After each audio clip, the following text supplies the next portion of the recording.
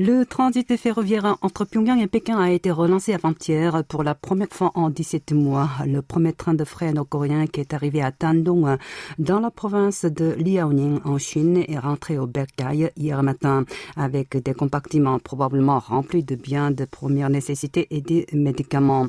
Une heure plus tard, le deuxième convoi a rejoint cette ville située à la frontière entre les deux pays. Il avait presque la même taille que le précédent.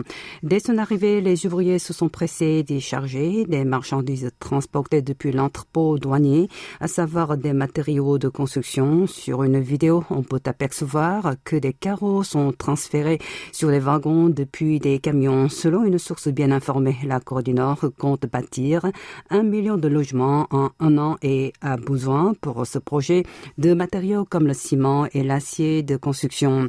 L'échange commercial entre les deux alliés par voie terrestre devrait se poursuivre. Les experts prévoient que des trains de marchandises circuleront régulièrement 2 ou 3 fois par semaine. La Chine a confirmé cette possibilité.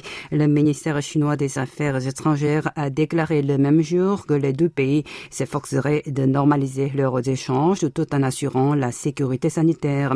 À la suite de la saturation du port Nampo, sa seule voie de commerce maritime, le royaume ermite n'aurait pas eu d'autre choix que de rouvrir ses chemins de fer afin d'assurer l'approvisionnement des fournitures indispensables. Cette transaction devrait fortement dépendre de la situation épidémique dans l'Empire du Milieu.